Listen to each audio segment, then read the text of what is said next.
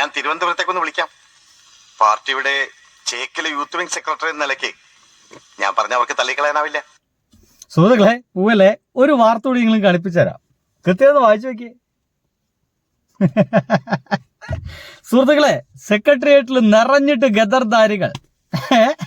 ഞാൻ തിരുവനന്തപുരത്തേക്ക് വിളിക്കട്ടെ എന്നും പറഞ്ഞുകൊണ്ട് നാട്ടിൽ നിന്ന് പല ഭാഗത്തും വരുന്ന ഗദർധാരികളെ കൊണ്ട് സെക്രട്ടേറിയറ്റ് നിറഞ്ഞു. ചുരുക്കി പറഞ്ഞാല് ഉണ്ടായിരുന്നൊരു വിവരം, ഇപ്പൊ കിട്ടിയ വിവരം എന്ന് വെച്ച് കഴിഞ്ഞാല് ആള് നിറഞ്ഞവിടെ 2 ലിഫ്റ്റുകൾ പൊട്ടി വീണു സെക്രട്ടേറിയറ്റിൽ എന്നുള്ളൊരു വാർത്തയാണ് ഇപ്പോൾ നമുക്ക് റിപ്പോർട്ട് ചെയ്യാനുള്ളത് കേട്ടോ. സംഗതിയോട് കിടക്കട്ടെ, ഞാൻ ഈ നിങ്ങൾക്ക് പറഞ്ഞു തരുന്നത് എന്തുകൊണ്ടാണ് ഈ ഗദർധാരികളൊക്കെ നിറയുന്നത്, ഇതിങ്ങനെ നിറഞ്ഞുകൊണ്ടുള്ള പ്രശ്നം എന്തെന്നൊക്കെ ഇനിയിപ്പോൾ ഞാൻ നിങ്ങൾക്ക് പറഞ്ഞു തരേണ്ട കാര്യമൊന്നുമില്ല. കാരണം കൃത്യമായിട്ട് ഒരു സിസ്റ്റം വർക്ക് ചെയ്യുന്നില്ലെങ്കിൽ ഗദർധാരികളൊക്കെ നിറയും. അത് അങ്ങനെ തന്നെയാണത്. കൃത്യമായി ഒരു സിസ്റ്റം വർക്ക് ചെയ്യുന്നത് വെച്ച് കഴിഞ്ഞാൽ പഞ്ചായത്ത് മുതൽ സെക്രട്ടേറിയറ്റ് വരെ കൃത്യമായ രീതിയിലാണ് പോകുന്നതെങ്കിൽ ഇങ്ങനെ ഗദർധാരികൾക്ക് ചില കാര്യങ്ങളൊക്കെ നടപ്പിൽ വരുത്താൻ വേണ്ടിയിട്ട് സെക്രട്ടേറിയറ്റിലേക്ക് പോകേണ്ട ആവശ്യമുണ്ടാവില്ല. ഇങ്ങനെ ആവശ്യമുണ്ടായിരുന്നില്ല ഒരു ധാരികൾക്കും അവിടേക്ക് പോവാൻ. ഒരു ചോപ്പന്മാരും അവിടെ പോയിട്ട് ക്യൂ നിൽക്കേണ്ടി വന്നിട്ടില്ല. കാര്യങ്ങളെല്ലാം കൃത്യമായിട്ട് മണി പോലെ നടന്നിരുന്നു പിണറായി വിജയന്റെ കാലഘട്ടത്തില്. ഞാനതൊന്നും പറയാനില്ല. വിസ്മയങ്ങളാണ് സുഹൃത്തുക്കളെ. കഴിഞ്ഞ 30 ദിവസം കഴിഞ്ഞിരിക്കുന്നു നമ്മുടെ VD സതീശൻ മേനോന്റെ ഭരണത്തിന്. 30 ദിവസങ്ങൾ. ആ 30 ദിവസങ്ങളില് നമ്മുടെ മുമ്പിലേക്ക് വന്ന ഡസൻ കണക്കിന് വിസ്മയങ്ങളാണ് ഇന്ന് ഞാൻ നിങ്ങളുടെ മുമ്പിൽ അവതരിപ്പിക്കാൻ പോകുന്നത്. വിസ്മയങ്ങളെ കൊണ്ട് വിസ്മയങ്ങളാണ്. ആദ്യത്തെ വിസ്മയം എന്ന് പറയുന്നത് VD സതീശനെ പൂക്കിയാക്കി എന്നുള്ളതായിരുന്നു. ജനങ്ങളെല്ലാരും കൂടിയിട്ട് പൂക്കിയാക്കി. ഇപ്പൊ ജനങ്ങൾ എന്താണ് അദ്ദേഹത്തെ വിളിക്കുന്നത് എന്നൊന്നും എനിക്ക് വലിയ പിടുത്തമില്ല കേട്ടോ. ഒന്നാമത്തെ വിസ്മയം നിങ്ങൾ ശ്രദ്ധിച്ച് കേൾക്കണം കേട്ടോ. നിങ്ങൾ വേണമെങ്കിൽ ഈ വീഡിയോ ഒന്ന് ഷെയർ ചെയ്ത് വെച്ചോ. ഷെയർ ചെയ്യില്ല കേട്ടോ, സേവ് ചെയ്ത് വെച്ചോ. നിങ്ങൾക്ക് ഉപകാരപ്പെടും. കാരണം ആർക്കെങ്കിലും വേണമെങ്കിൽ അയച്ചു കൊടുക്കുക. നിങ്ങൾ കഴിഞ്ഞ 30 ദിവസത്തിൽ പറഞ്ഞ കാര്യങ്ങൾ ഇതൊക്കെയാണ്, നിങ്ങൾ അതിൽ നിന്ന് യൂട്ടേൺ അടിച്ച കാര്യങ്ങൾ ഇതൊക്കെയാണ് എന്നൊക്കെ വേണമെങ്കിൽ നിങ്ങൾക്ക് നിങ്ങളെ സുഹൃത്തുക്കൾക്ക് അങ്ങനെ ഷെയർ ചെയ്ത് കൊടുക്കാം. അല്ലെങ്കിൽ എന്തൊക്കെയാണ് ഇവരുടെ നുണകൾ എന്നുള്ളത് കൃത്യമായിട്ട് കഴിഞ്ഞ 30 ദിവസത്തെ കാര്യങ്ങളാണ്. ഒന്ന്, ഏറ്റവും പ്രധാനപ്പെട്ട നുണ എന്ന് പറയുന്നത് വാഹന മോഡിഫിക്കേഷൻ അനുവദിക്കുമെന്നുള്ള പ്രഖ്യാപനമായിരുന്നു. അല്ലേ? വാഹന മോഡിഫിക്കേഷൻ എന്ത് വേണമെങ്കിലും ചെയ്തോട്ടെ എന്നാ പറഞ്ഞേ. അതിന്റെ ഭാഗമായിട്ട് പല ആൾക്കാരും പറഞ്ഞ വാക്കുകൾ ഒന്നായിരുന്നു ഇത്. ഞാൻ തിരുവനന്തപുരത്തേക്കൊന്ന് വിളിക്കാം. പാർട്ടിയുടെ ചേക്കിലെ യൂത്ത് വിംഗ് സെക്രട്ടറി എന്ന നിലയ്ക്ക് ഞാൻ പറഞ്ഞ അവർക്ക് തള്ളിക്കളയാനാവില്ല. ഇല്ല, തള്ളിക്കളയാനാവാത്തതുകൊണ്ട് തന്നെ നമ്മുടെ വാഹന മോഡിഫിക്കേഷൻ എന്ത് നടന്നു എന്നുള്ളതാണ്. ഒന്നും നടന്നില്ല. ജൻസികളോട് പറ്റിച്ചു. ഒരു മോഡിഫിക്കേഷൻസും പറ്റില്ല. സീറ്റിന്റെ കവർ മാറ്റാം, ഇതിന്റെ മേലെ പൂക്കളണിയാം, ഇവിടെ ഇങ്ങനത്തെ സാധനം തൂക്കിയിടാം, ഇത്തരത്തിലുള്ള കാര്യങ്ങളല്ലാതെ വേറെ ഒന്നും നടക്കൂലെന്നാ ആദ്യത്തേത്. രണ്ടാമത്തത് PM ശ്രീ പദ്ധതിയാണ് എന്റെ സുഹൃത്തുക്കളെ. നമ്മൾ കേരളത്തിലെ ഇനി ഭാവി ജനത മുഴുവൻ നശിക്കാൻ പോകുന്ന ഒരു പദ്ധതി എന്ന് തന്നെ പറയേണ്ടി വരും. കാവ്യവൽക്കരണം. ഞങ്ങൾ അധികാരത്തിൽ കയറിക്കഴിഞ്ഞാൽ ഞങ്ങൾ എടുത്തിട്ട് എന്ത് ചെയ്യും, അങ്ങോട്ട് എങ്ങോട്ടോ വലിച്ചെറിയും എന്നൊക്കെ പറഞ്ഞായിരുന്നു. അത് ഇവിടുത്തെ ആളുകളൊക്കെ ഇപ്പോഴും അതന്നെ പറയുന്നത്. ഈ പദ്ധതി എന്തായാലും നടപ്പിലാക്കുമെന്നാണ് VD സതീശൻ മേനോൻ പറയുന്നത്. അപ്പോഴും ഇവിടുത്തെ കോൺഗ്രസ് പറയുന്നത് ഇങ്ങനെയാണ്. ഞാൻ തിരുവനന്തപുരത്തേക്കൊന്ന് വിളിക്കാം. പാർട്ടിയുടെ ചേക്കിലെ യൂത്ത് വിംഗ് സെക്രട്ടറി എന്ന നിലയ്ക്ക് ഞാൻ പറഞ്ഞ അവർക്ക് തള്ളിക്കളയാനാവില്ല. നമുക്ക് എന്ത് ചെയ്യാൻ പറ്റുമെന്നേ ഇപ്പോൾ ഇവിടെയുള്ള പാവം കോൺഗ്രസ്സുകാർ വിചാരിക്കുന്നത്. ഇവർ പറഞ്ഞതൊക്കെ നടപ്പിലാക്കാൻ കഴിയുമെന്നാണ്. PM ശ്രീ ഒരിക്കലും നടപ്പിലാക്കില്ല, ഞങ്ങൾ അങ്ങോട്ട് ഏതോ കടലിലേക്ക് വലിച്ചെറിയുമെന്നൊക്കെ പറഞ്ഞായിരുന്നു. ഇപ്പോഴോ ജനങ്ങളെ ആകെ വഞ്ചിച്ചുകൊണ്ട് ആ PM ശ്രീ പദ്ധതിയിൽ തുടരാനും ഒപ്പുവെക്കാനും ഇവിടുത്തെ സ്കൂളുകളുടെ വിവരങ്ങള് ഗവൺമെന്റിന് കൈമാറാനും പോകുന്നെന്നാണ് ഇപ്പൊ രണ്ടാമത്തെ നമ്മൾ കേട്ട കാര്യം. മൂന്നാമത്തെ വിസ്മയം, അതിഗംഭീരമായ വിസ്മയമാണ്. ആദ്യ ബജറ്റിൽ തന്നെ ക്ഷേമ പെൻഷൻ കൂട്ടും എന്നുള്ള വിസ്മയം. എത്ര ഇപ്പൊ കൊടുക്കുന്നത്? പിണറായി വിജയൻ പ്രഖ്യാപിച്ച 2000 തന്നെയാണ് കൊടുക്കുന്നത്. അത് തന്നെ കാലതാമസം കഴിഞ്ഞ തവണ നേരിട്ടു എന്ന് നിങ്ങൾ മനസ്സിലാക്കണം. ഈ മാസം എന്താകുമെന്ന് കണ്ടറിയാം. ഈശ്വരോ രക്ഷതു. എന്തൊക്കെയായാലും ക്ഷേമ പെൻഷൻ എന്താണ് കൂട്ടുമെന്നുള്ള പ്രഖ്യാപനമായിരുന്നു. ഇതുവരെയും കൂട്ടിയിട്ടില്ല. അപ്പോഴും നമ്മൾ നാട്ടിലത്തെ കോൺഗ്രസ് ചോദിക്കല്ലോ, എടോ ക്ഷേമ പെൻഷൻ എന്തായി? അപ്പൊ അവര് പറയുന്നത് ഇങ്ങനെയാണെന്നേ. ഞാൻ തിരുവനന്തപുരത്തേക്കൊന്ന് വിളിക്കാം. പാർട്ടിയുടെ ചേക്കിലെ യൂത്ത് വിംഗ് സെക്രട്ടറി എന്ന നിലയ്ക്ക് ഞാൻ പറഞ്ഞ അവർക്ക് തള്ളിക്കളയാനാവില്ല. ശരിയാ, നിങ്ങൾ എന്തോ വിളിക്കോ മറ്റോ ചെയ്യേ. ഞങ്ങൾക്കിപ്പോ രണ്ടാമതായിട്ട് അറിയേണ്ട കാര്യം, ഏറ്റവും പ്രധാനമായിട്ട് അറിയേണ്ട കാര്യം, മൂന്നാമത്തെ വിസ്മയം കഴിഞ്ഞപ്പോൾ നാലാമത്തെ വിസ്മയം. നാലാമത്തേതായിരുന്നു വിസ്മയം. ആ വിസ്മയ പ്രഖ്യാപനം മാത്രം കണ്ടുകൊണ്ട് ഇവിടുത്തെ കുറേ സർക്കാർ ഉദ്യോഗസ്ഥന്മാര് UDF വോട്ട് ചെയ്തിട്ടുണ്ട്. എന്താണ് വിസ്മയം? സർക്കാർ ജീവനക്കാർക്ക് ബജറ്റിൽ ചില്ലറ വിസ്മയങ്ങളൊക്കെ ഞങ്ങൾ ഒരുക്കി വെച്ചിട്ടുണ്ട് എന്നാ പറഞ്ഞ് അവസാനം ഈ കൈയടിച്ച NGO അസോസിയേഷന്മാരെ മുഴുവൻ വിഡ്ഢികളാക്കിയിട്ട് അവർക്കുള്ള DA സാധനങ്ങളൊക്കെ തരാട്ടോ എന്ന് പറഞ്ഞു. അപ്പോഴും ഇവിടെയുള്ള പാവപ്പെട്ട സർക്കാർ ഉദ്യോഗസ്ഥന്മാര് നേതാക്കന്മാരെ പോയി കാണും. അതെ, നിങ്ങൾ ഇങ്ങനെയൊക്കെ പറഞ്ഞായിരുന്നു, ഞങ്ങളെ കാര്യത്തിന് വരെ തീരുമാനം ഉണ്ടാവോ? അപ്പൊ അവരിങ്ങനെ പറയും, ഞാൻ തിരുവനന്തപുരത്തേക്കൊന്ന് വിളിക്കാം. പാർട്ടിയുടെ ചേക്കിലെ യൂത്ത് വിംഗ് സെക്രട്ടറി എന്ന നിലയ്ക്ക് ഞാൻ പറഞ്ഞ അവർക്ക് തള്ളിക്കളയാനാവില്ല. അങ്ങനെ തള്ളിക്കളയൂല എന്നുള്ള വിചാരത്തിൽ കുത്തിരിക്കുമ്പോഴാണ് നമ്മുടെ മുമ്പിലേക്ക് അഞ്ചാമത്തെ വിസ്മയം വരുന്നത്. അഞ്ചാമത്തെ വിസ്മയമാണ് കേട്ടോ. അതെന്താ? കേരളം കടം കയറി മുടിഞ്ഞു, കടം കുറയ്ക്കുമെന്ന് അവകാശവാദം.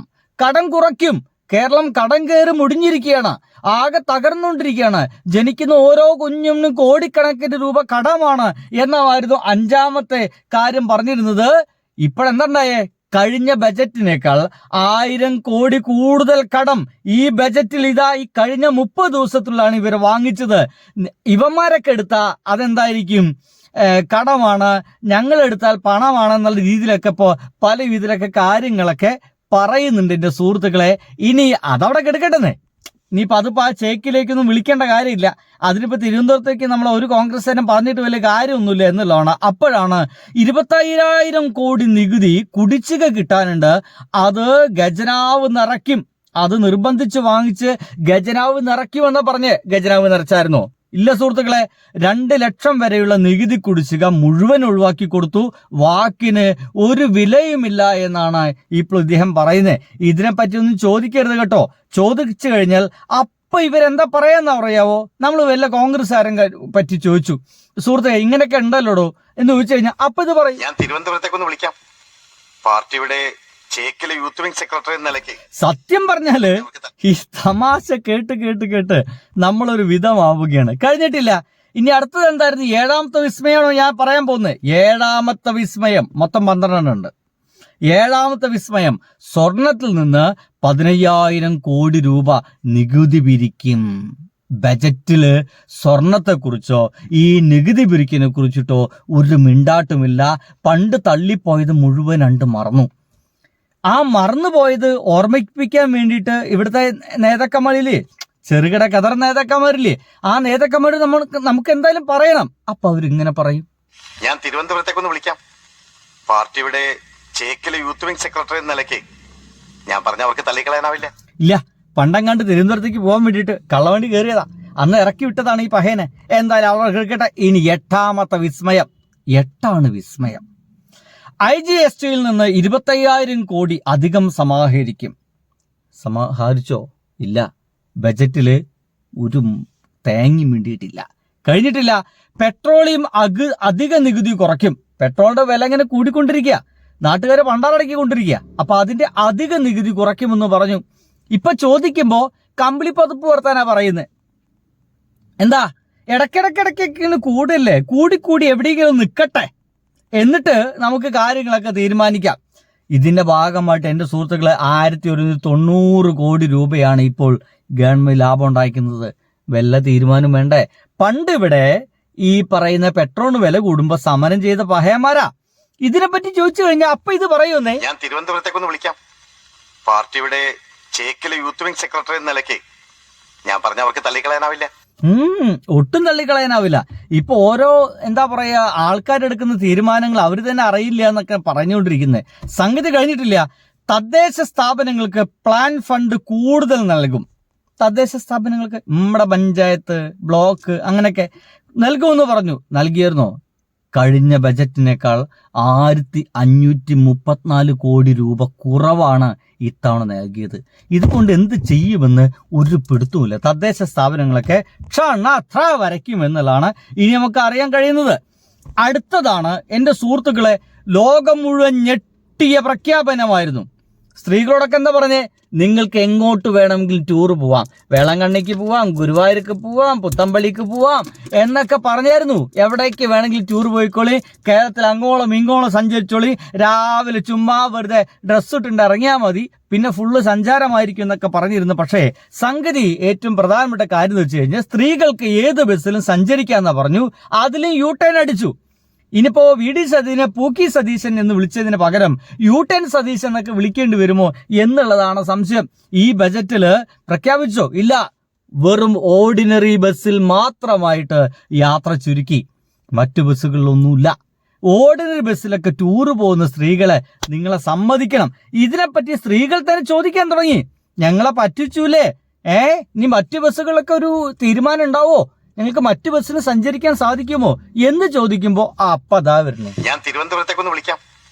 പാർട്ടിയുടെ ചേക്കിലെ യൂത്ത് വിംഗ് സെക്രട്ടറി എന്ന നിലയ്ക്ക് ഞാൻ പറഞ്ഞ അവർക്ക് തള്ളിക്കളയാനാവില്ല. എന്ത് ചെയ്യും, ഫുള്ള് തള്ളിക്കളച്ചിലാണ്. സംഗതി കഴിഞ്ഞിട്ടില്ല. അടുത്തതാണ് എൻ്റെ സുഹൃത്തുക്കളെ 12ാമത്തെ വിസ്മയം. അതൊരു വിസ്മയമാണ്. വീര്യം കുറഞ്ഞ മദ്യത്തിന് നികുതി ഇളവ് നൽകിയാൽ അത് അഴിമതിയാണെന്ന് പ്രതിപക്ഷ നേതാവായിരിക്കെ ഈ മനുഷ്യൻ പറഞ്ഞായിരുന്നു. LDF ഇവിടെ വീര്യം കുറഞ്ഞ മദ്യം ഉണ്ടാക്കാൻ ശ്രമം നടത്തിയിരുന്നു. നമ്മുടെ നാട്ടിലുള്ള പഴവർഗ്ഗങ്ങൾ ഉപയോഗിച്ചിട്ടായിരുന്നു ആ മദ്യം ഉണ്ടാക്കാനുള്ള ശ്രമം നടത്തിയിരുന്നത്. പക്ഷേ മുഖ്യമന്ത്രിയായപ്പോൾ ആദ്യ ബജറ്റിൽ തന്നെ പകുതിയിലേറെ നികുതി കുറച്ച് മദ്യ കമ്പനികൾക്ക് കോടികളുടെ ലാഭം ഉണ്ടാക്കി. കർണാടകയിലുള്ള മദ്യ കമ്പനികൾക്കാണ് ഇതിന്റെ ലാഭം കിട്ടുന്നത്. ആകെ അറിയേണ്ടത് ഇത് മാത്രമാണ്, കർണാടകയിലെ ആ മദ്യ കമ്പനികളുമായിട്ട് ബഹുമാനപ്പെട്ട VD സതീശൻ മേനോന് എന്ത് ബന്ധമാണ് ഉള്ളത് എന്നുള്ളതാണ്. മദ്യത്തിൽ എന്ന പോലെ എല്ലാ വാക്കിലും യു ടേൺ അടിച്ച് ഫുള്ള് വെള്ളം ചേർത്ത് നടക്കുകയാണ് നമ്മുടെ നിലപാടുകളുടെ രാജകുമാരൻ എന്ന് പറയുന്ന നിലപാടുകളുടെ രാജകുമാരൻ. എന്ത് സത്യപ്രതിജ്ഞ ചെയ്യുമ്പോൾ VD സതീശൻ എന്നുള്ളത് വടച്ചേരി ദാമോദര മേനോൻ എന്ന് പറയുന്ന ഈ ചങ്ങാതി ഇപ്പോൾ UT സതീശനായി എന്നാ പറയുന്നത്. എന്താ UT സതീശൻ?